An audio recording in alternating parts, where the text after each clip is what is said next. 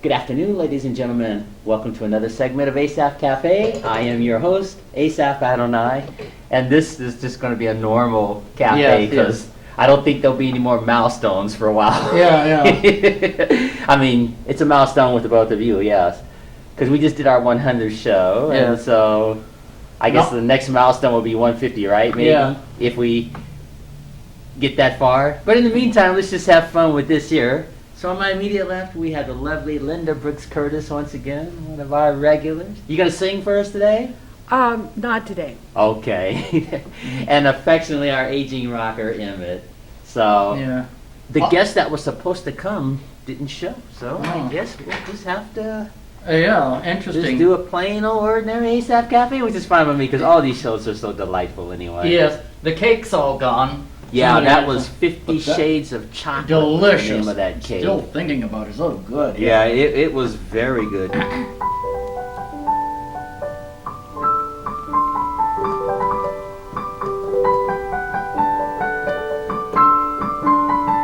Oh, I forgot to pray briefly. We hadn't started yet, but go right ahead. Lord God, thank you for food and our time together in our fascinating show in Jesus' name. Amen. And I'll start off with Clara Peller. I don't know if people remember her. Nope. I did a story on her just yesterday on Wake Up Mozilla. She's the lady that made the phrase, "Where's the beef?" Yes, famous. I remember those commercials. Wendy's organization? Mm-hmm. They made $945 million during that campaign. Wow. The Wendy's organization. So... And you know, normally I don't like commercials, but I liked that one. Yeah, that was just such a cute commercial. Yeah. And honestly, that's true. We've been to hamburger joints, I'm sure, where there's hardly any beef. And you just naturally say, "Where's the beef?" You know? Well, see what I said in the story yesterday. I started the story off talking about when I was a little boy. We lived overseas. There was this girl named Kelly Cross, and her parents used to make her this really thick tuna fish sandwich. I mean, it was really thick, like as thick as that sandwich you're eating. And my birth mom, she would make me and my brother a sandwich, and we would call it a wish sandwich, W-I-S-H. 2 pieces of bread, and you wished there was meat in the middle.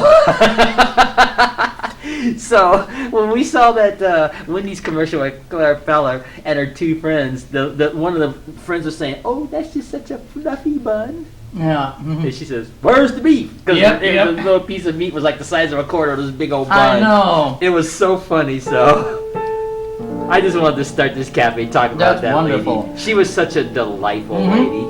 Well, I recall when I was in England in 1971, McDonald's had not gotten there yet. And there was a place called Wimpy's, but it had what were called beef burgers, and they were very, very thin, tough patties. Really? So it wasn't like a hamburger. Yeah. They have McDonald's now. Yeah. Yeah, but you know, I'm not here to pitch any restaurant. That was just such a funny commercial. It was, And we lost Clara after. Well, she got that fame when she was 81, and she passed away when she was 85. So that fame was thrust upon her all of a sudden. And I was thinking to myself, what a great way to end your life, you know, your twilight of your years.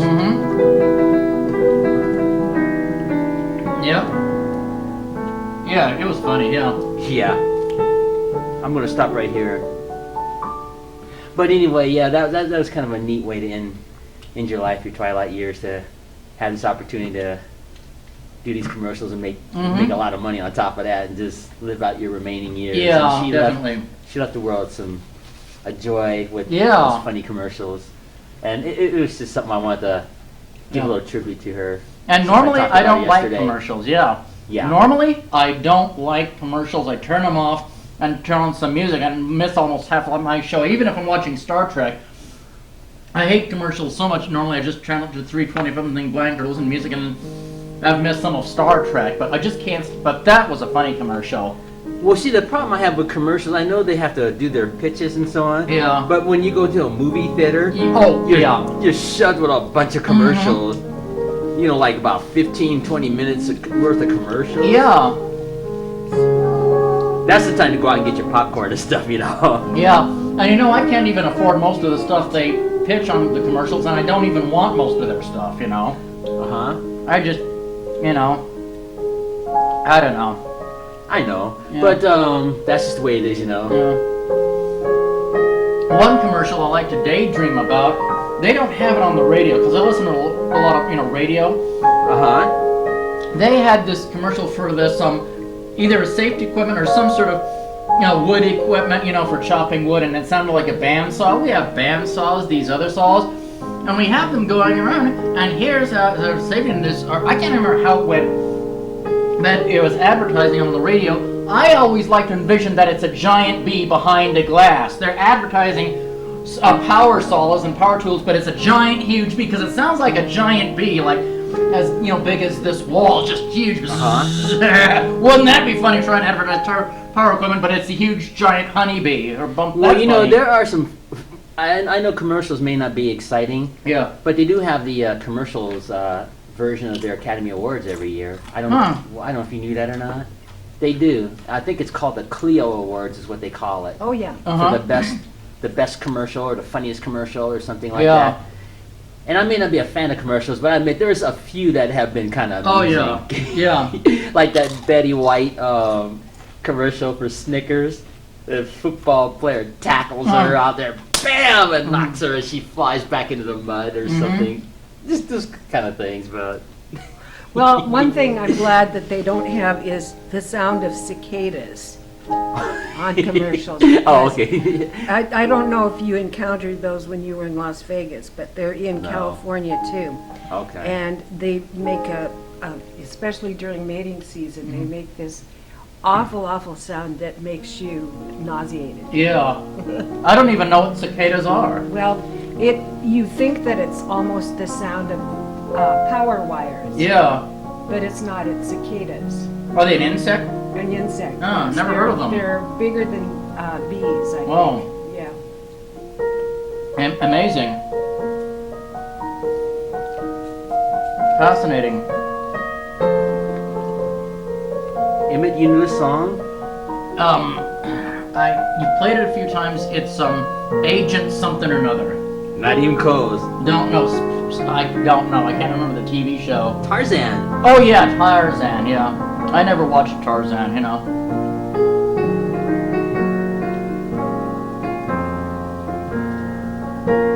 Short version. Yeah, that's Yeah. the theme to Tarzan with Ron Ely, the actor. Mm-hmm. So how have you been, Emmett? Look, quite well. Yeah. Still suffering with allergies. Yeah, well, I know you were really having a tough time last week, but I'm glad you're better now. So. Yeah, I took some allergy medication before I came. You know. Okay. And Linda, how have you been? Just okay? Doing all right? I've been okay. I had, well, nobody likes to talk about colonoscopies. Yeah. Yikes! But I had one of those. Oh. And Well- then I had dental work this week. I had 2 fillings, and I am so glad that my dentist is a perfectionist because I have some beautiful teeth now. And it's only going to get better. Good. So I've gone through that, and then, well, I suppose it's old age catching up. I have had backaches Ouch. the last couple days. Anyway, I was very grateful to get a DVD of the rough footage of the talent show that was held April 18th at Missoula Manor. It was kind of interesting because there is a great deal of unearthed talent among senior citizens. And so many of them just have too many other activities or disabilities that they don't want to get up in front of other people and entertain, even though they might have fabulous talent. So we were able to have 8 acts in our talent show, plus a person to come do sing-alongs, play piano and Wonderful. I see. And what did you do? What was your part? well, I was the MC. Oh, you were, okay. I was the MC, Cool. and then I directed 2 people in a very short scene Okay. with Grandpa from You Can't Take It With You. And Okay. And then I sang 2 numbers. I sang Sunrise, Sunset, Okay. and Old Folks from Jacques Brel, and the audience really liked it. That's cool. But there were, of course, the other entertainers who preceded me. One man told jokes and recited from memory the touch of the master's hand. Oh, wow. Another man played the ukulele and sang. Wow.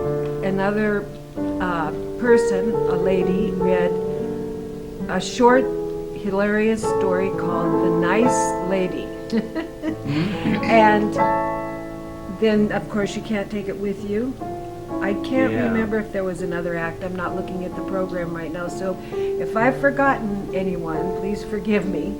But it went over very well. We had to play certain things by ear. Uh-huh. And but it was the monthly birthday party, during which annually there is a resident talent show. Uh-huh. And it was well received. It was a good time. Okay, and that's going to air pretty soon, that show? I was told that it would be airing around the 1st of June Here on the on station here? 189. Wow, how Okay, exciting. and of course you've got the DVD version too, right? Well, if people see that and they want to get a copy, they can just call this MCAT studio and get a copy of it, the DVD version. Right. They'll have it available here. So you get to see Linda Brooks Curtis MCing. Fascinating. I'd like to see it myself. I haven't I seen it tried yet. to wear my tuxedo suit, but the skirt was smaller than I was. Yep. So I had to wear the jacket with pants. Nobody seemed to notice. Anyway, so the big concern at the Manor these days is our summer fundraiser. We'll be selling raffle tickets to help alleviate the payments for people who are on disability and who have gaps in their income. Yeah. And then we have an anniversary coming up this summer. I think it's like the 43rd anniversary of Missoula Manor. That has been here in Missoula. And everyone is interested in the Garden City flowers.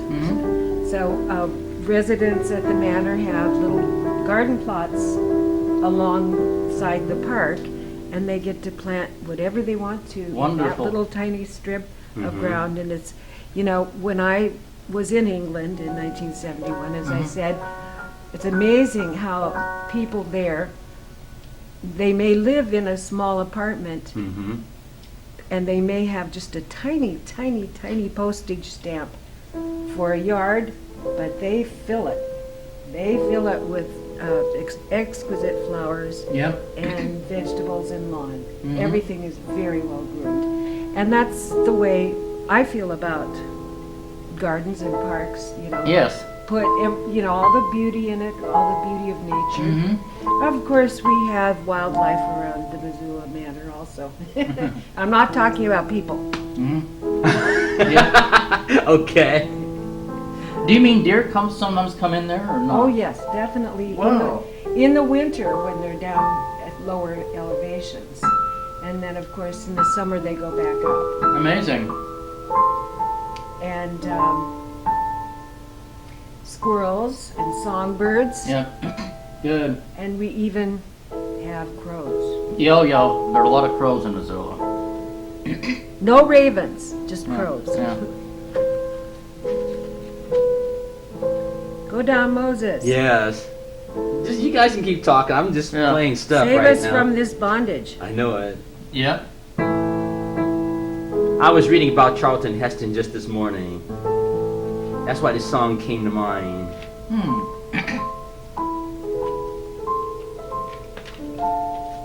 It's a beautiful song.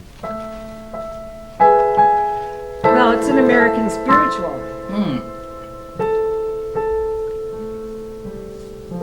You know this song, don't you, Emmett? Yes. Not really by heart, but I've heard it, Let my people go. Yep.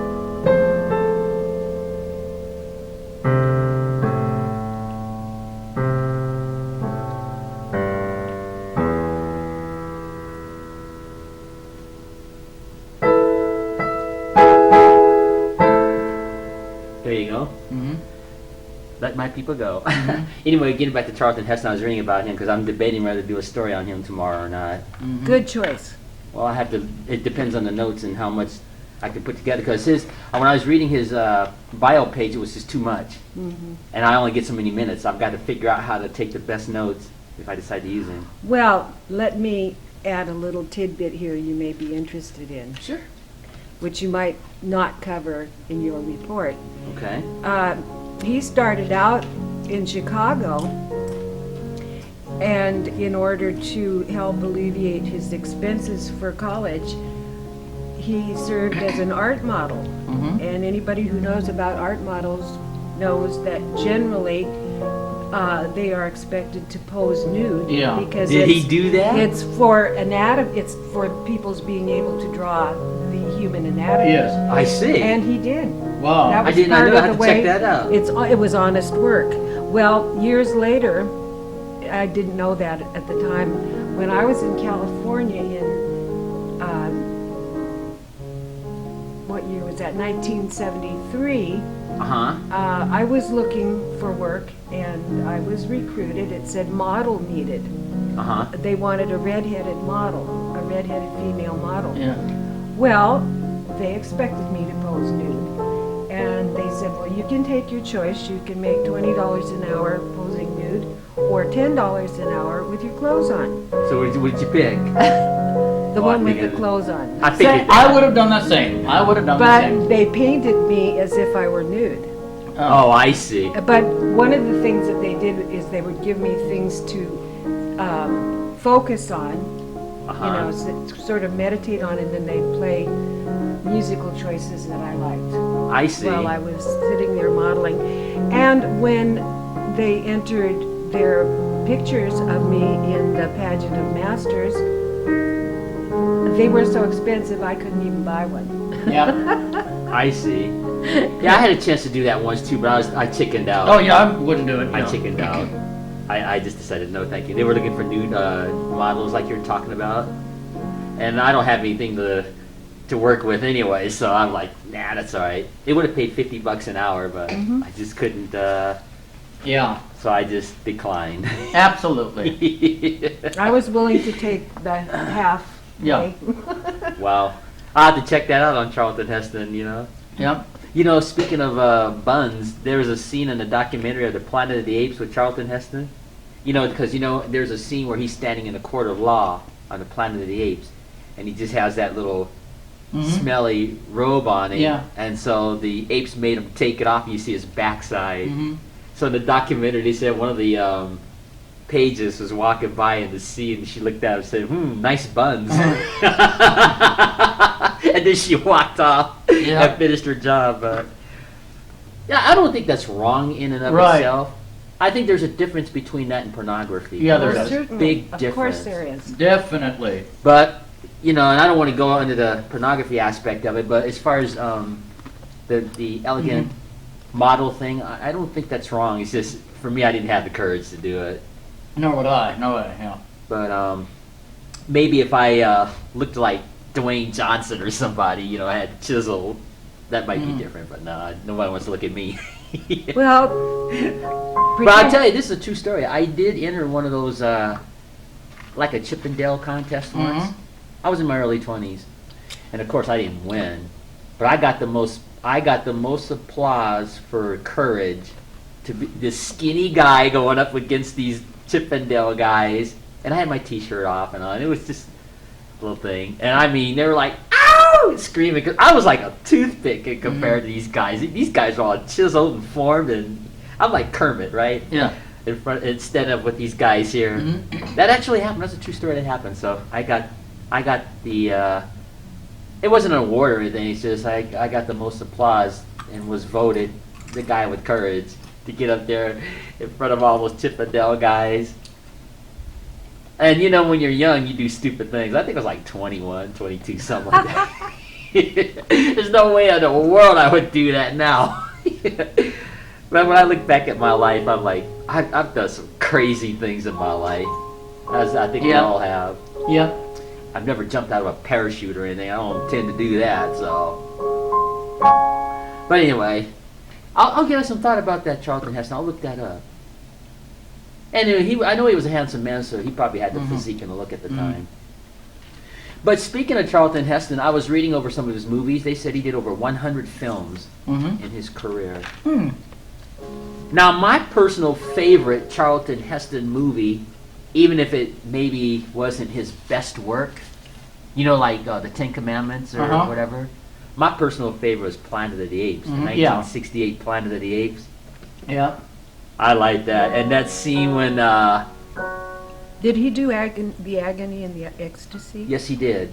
I read that this morning, too. And he did a movie called El Cid.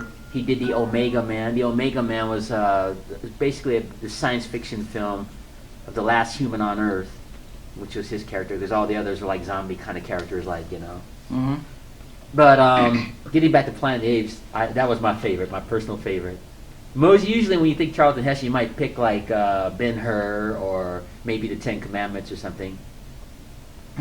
But no, Planet of the Apes. And I like that scene.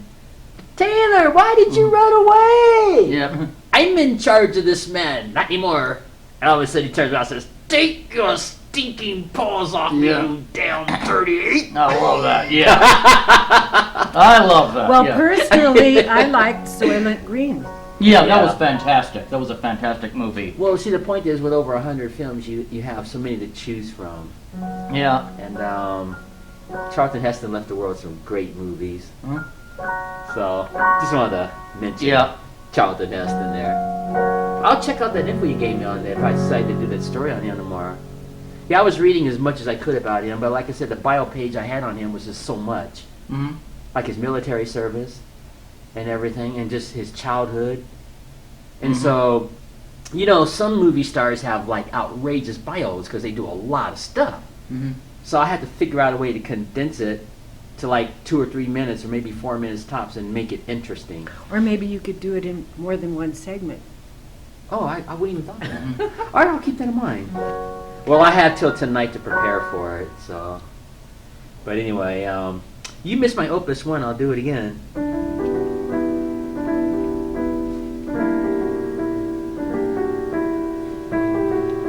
So what are you gonna do? Something like that. Yeah, the Mills Brothers. Have you ever heard of them, Emmett? What? The Mills Brothers. Have you ever heard of them? No. They did a song called Paper Doll. I think that was their biggest hit. Da da da da Yeah. da da da da. To call my own. I've heard a song called Satin Doll, I'm sorry. That's a but I don't remember how it went. I've heard it on the easy listening station. Well, Satin Doll. that's mostly instrumental. Yeah. That's fine by me. Yeah. I think that was Yeah, the Satin Doll goes like this.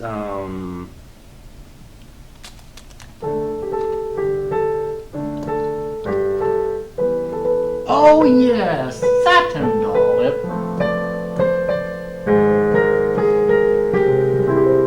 Yeah, that is the Satin Doll. That's Duke Ellington. Yep. And the other one is Paper Doll. And I think Paper Doll was probably more of a fun song. Yeah. More of a, wouldn't you say? More of a popular song. You know in a one that I sense? liked of the Mills Brothers? What was that? It was The Naughty Lady of Shady Lane. Oh, it went something like this. See. I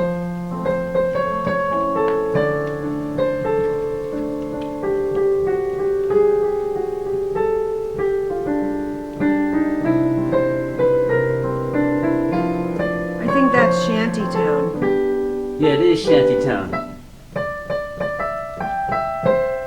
The Naughty Lady of Shady Lane. Oh, that one. Okay, I don't know how to do that one. Well, it's Yeah. about a baby girl in diapers. Yeah, I used to watch the Mills Brothers. This is probably before your time. They were an African-American singing group, brothers, and they were very popular in their time. Oh, They had a interesting. lot of fun hits. Yep. like the paper doll. They always did that on the Mike Douglas show, Merv Griffin show, I think it was. Yep. Stuff like that. They were just pretty cool group. Yeah. I don't think anybody would even remember them now. And I remember that they were friends and mentors of Wayne Newton. Mm-hmm. Oh. Mm-hmm.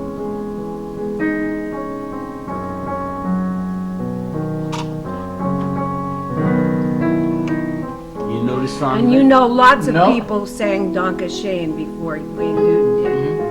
Mm-hmm. It was quite a popular German song.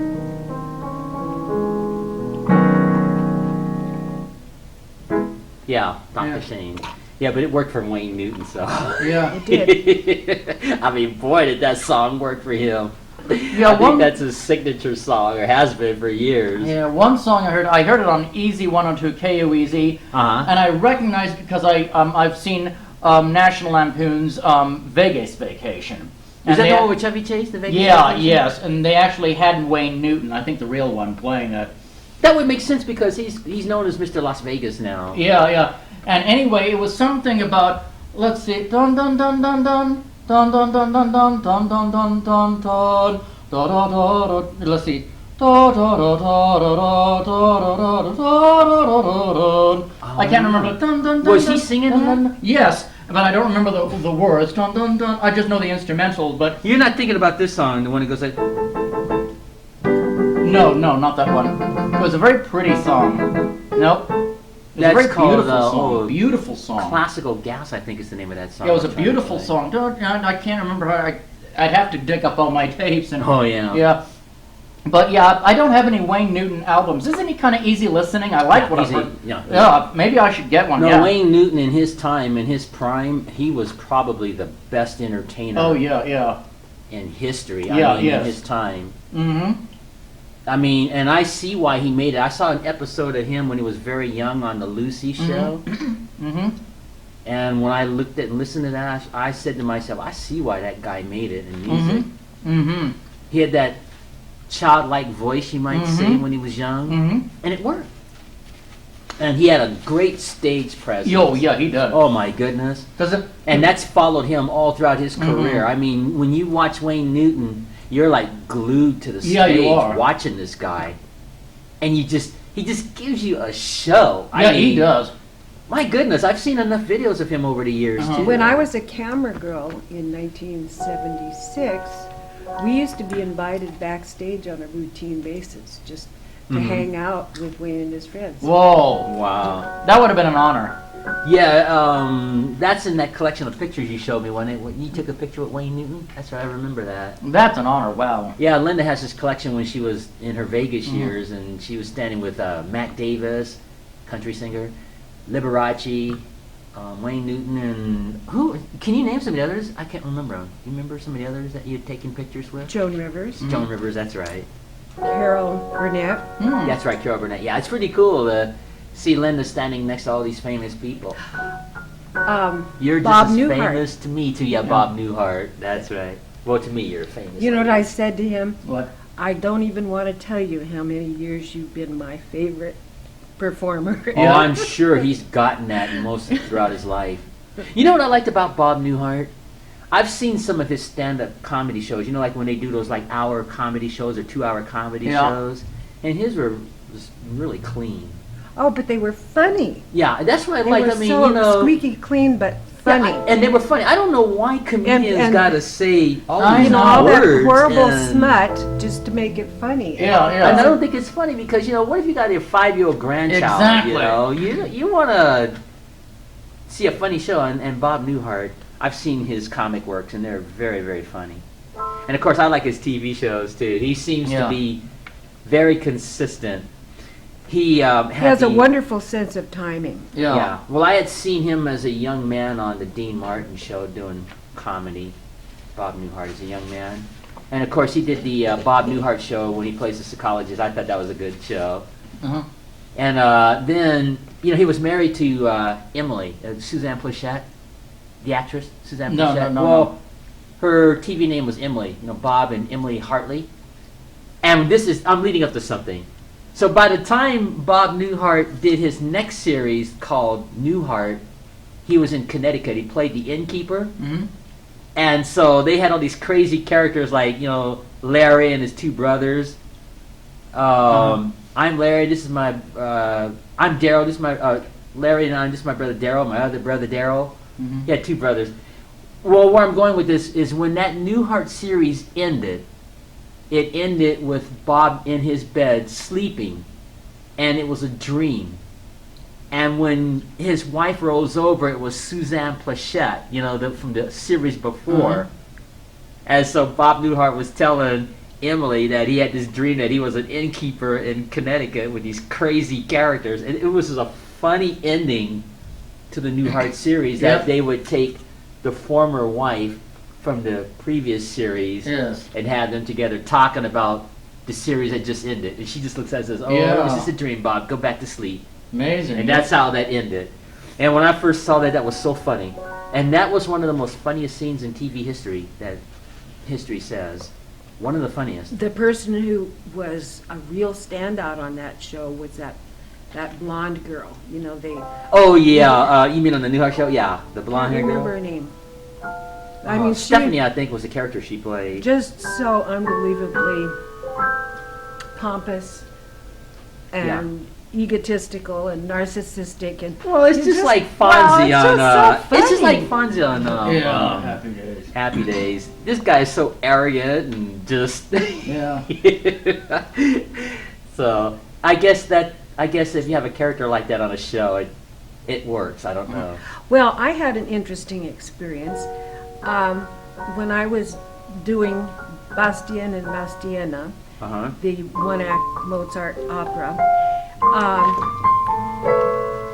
The hairdresser who was out in the San Fernando Valley, he was a friend of mine, and he said, I'm going to do your hair for the show free.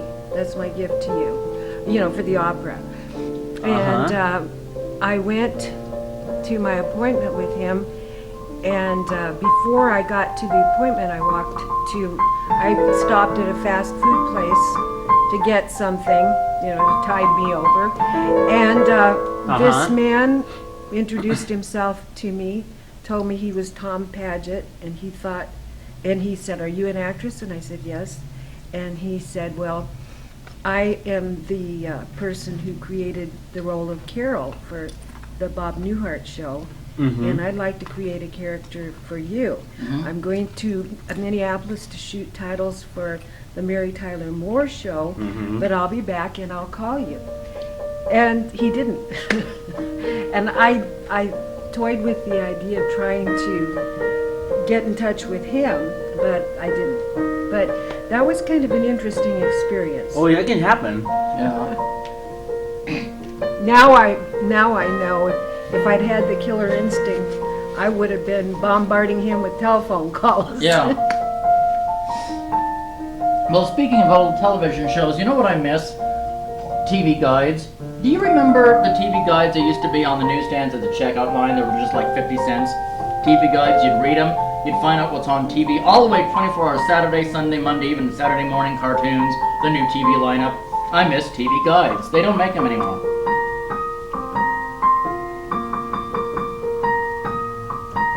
Well, they certainly were a topic of conversation. Yeah. I miss the old TV guides.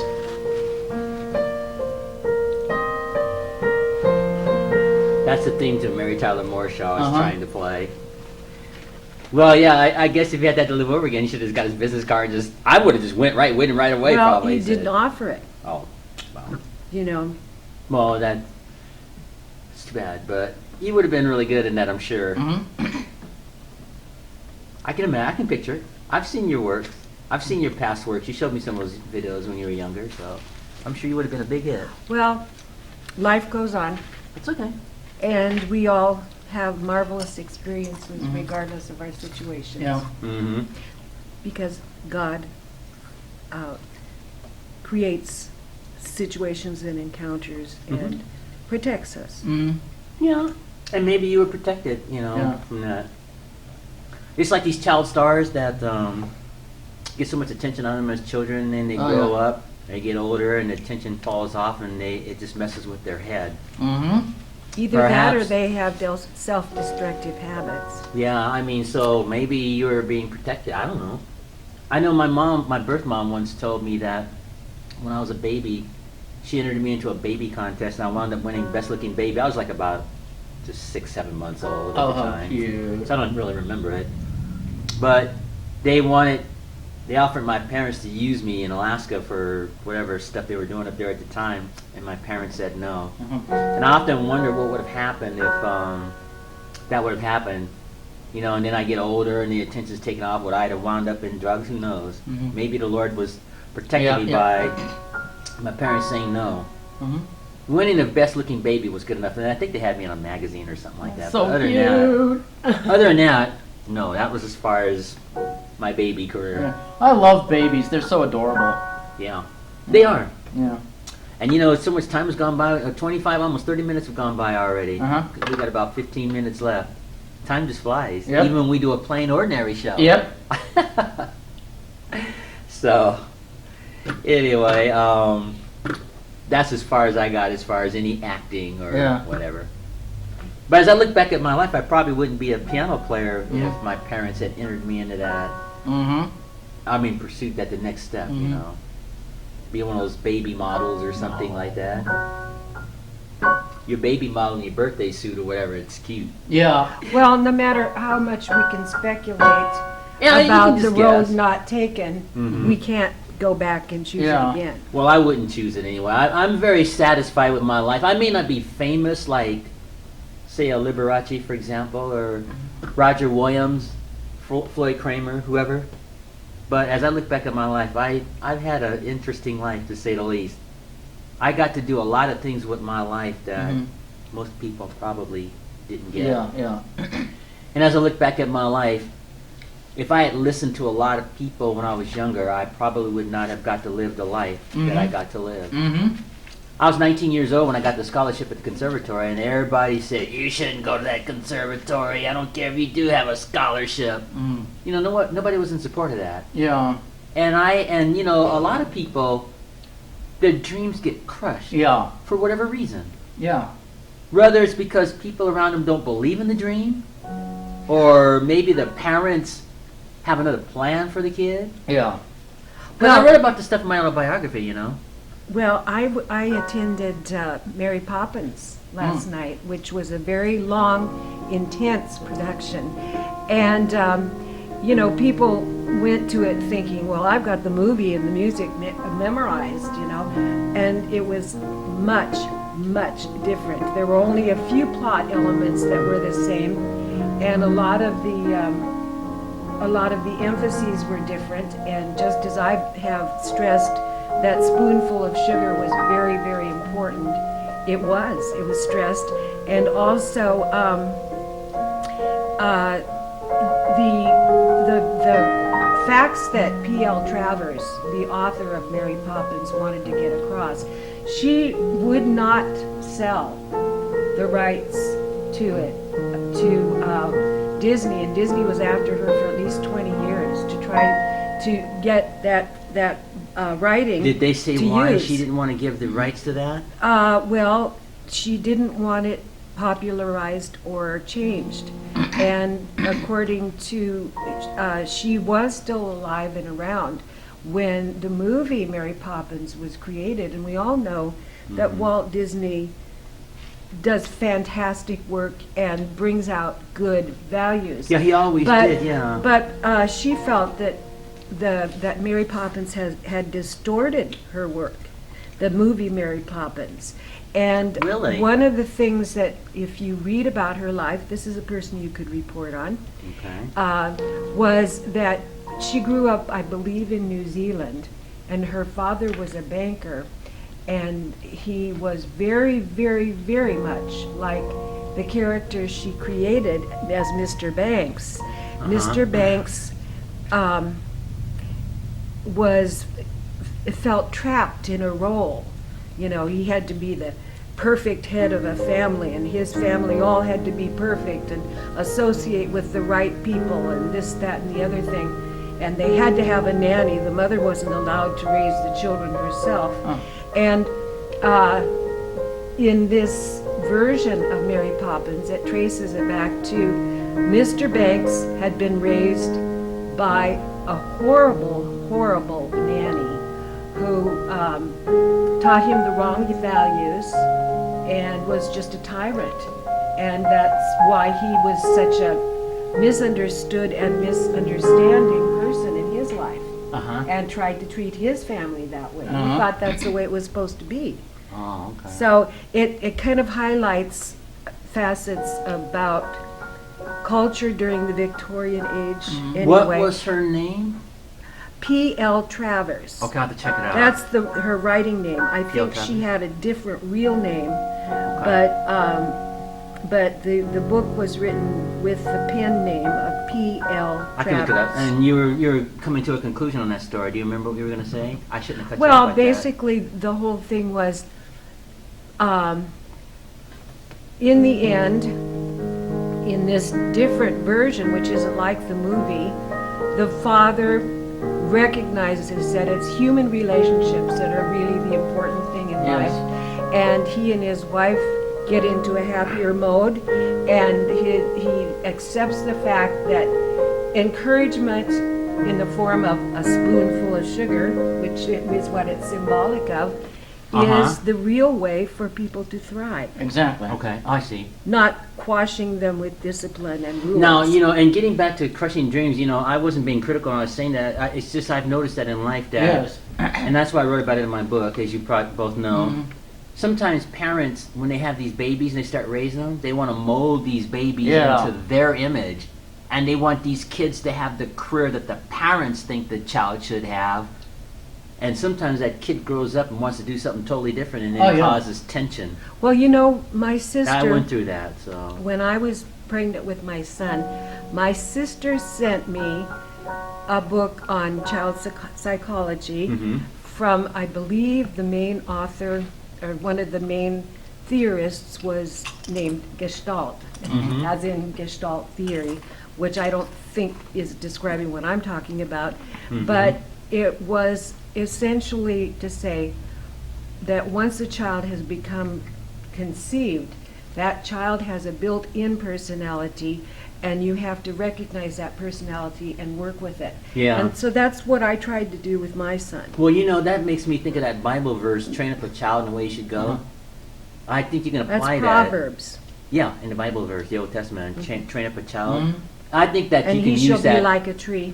Well, yeah, but I think you can use that passage to, when it says train up a child in the way they should go, to work whatever their bent is. Their whatever interest is. personality. Their personality. You can use that. I think you can use that verse in that context too.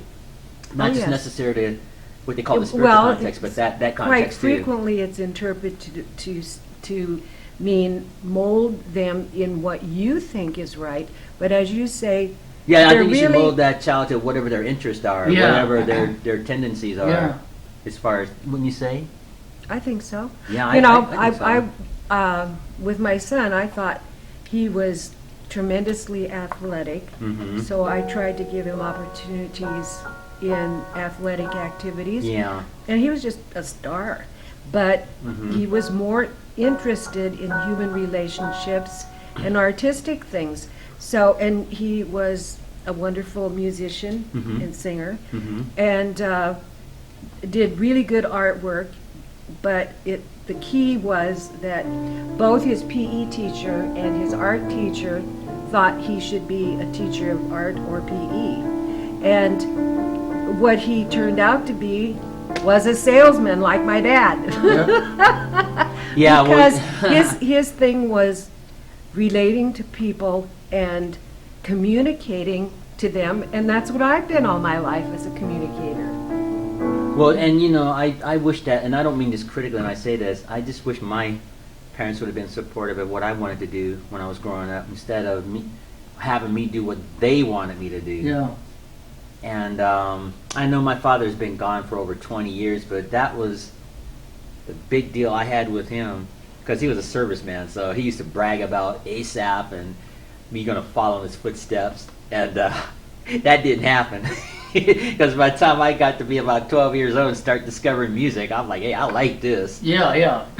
So, Well, I have nothing against the military, but I think that people should join that for the right reasons. Right, exactly. A lot of people get in the military for all the wrong Yeah, they reasons. do. They have these expectations, and then a war or something breaks out, and all of a sudden, you didn't sign that contract, and now you're stuck, and Uncle Yeah. Sam has you. Yep. well, how much So- longer do we have? We have about 8 more minutes. That old clock on the wall. Yeah.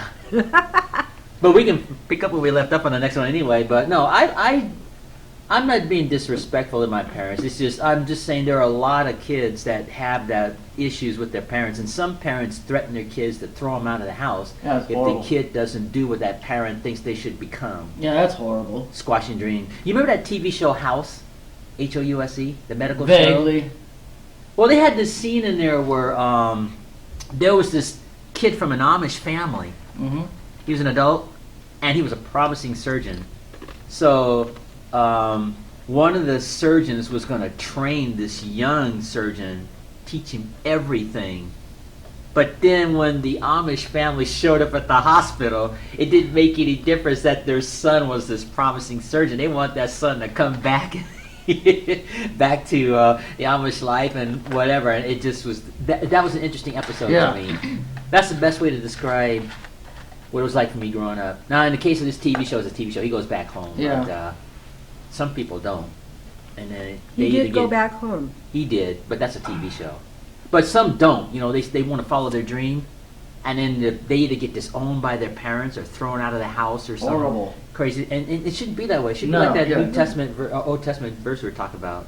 Whatever your tendencies are for your children, what they're interested in, Mhm. you should train them in that. Yeah. Not mold your child to be what you want them to be, Yeah. so that you can look good as a parent and brag Yeah. to your peers. Oh, my son's doing such and such and such and such, or my daughter's doing such and such. you Yeah. know? But that's just my experiences. Well, anyway, I did have a fun life.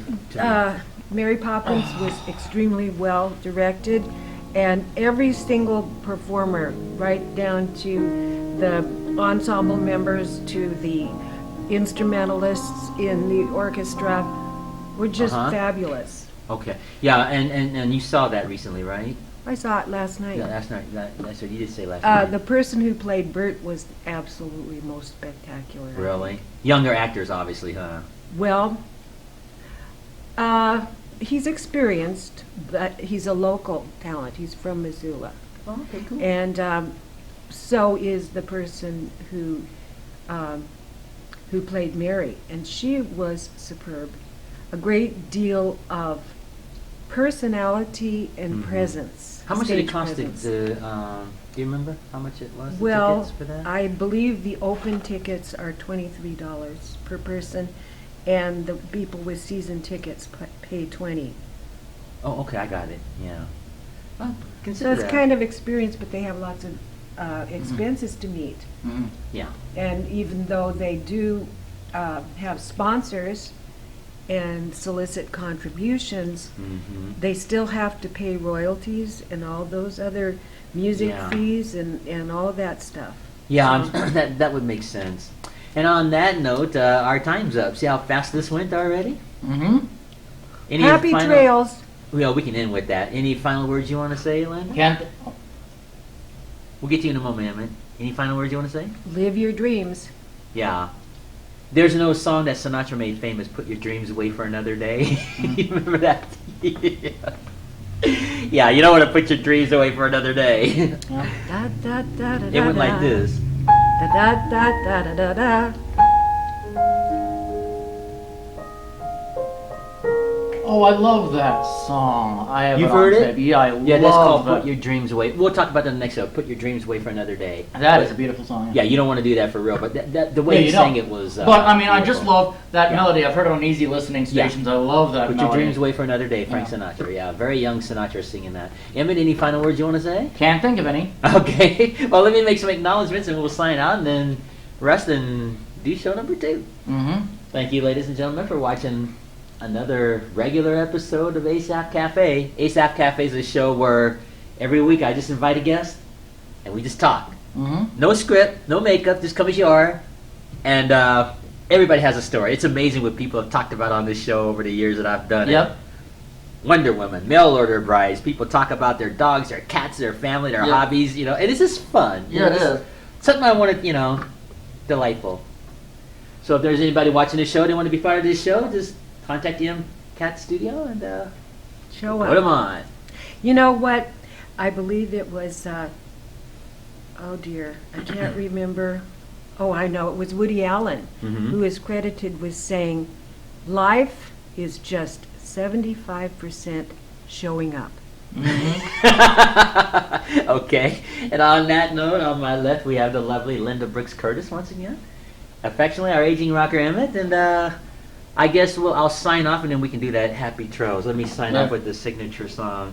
Until our next show, Maranatha.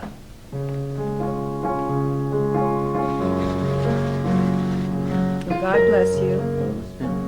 Dryer. Now let's do that.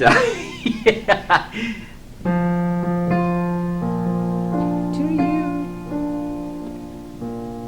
until we meet again. Happy trails to you. Here's hoping until then. Have a good week. Yeah.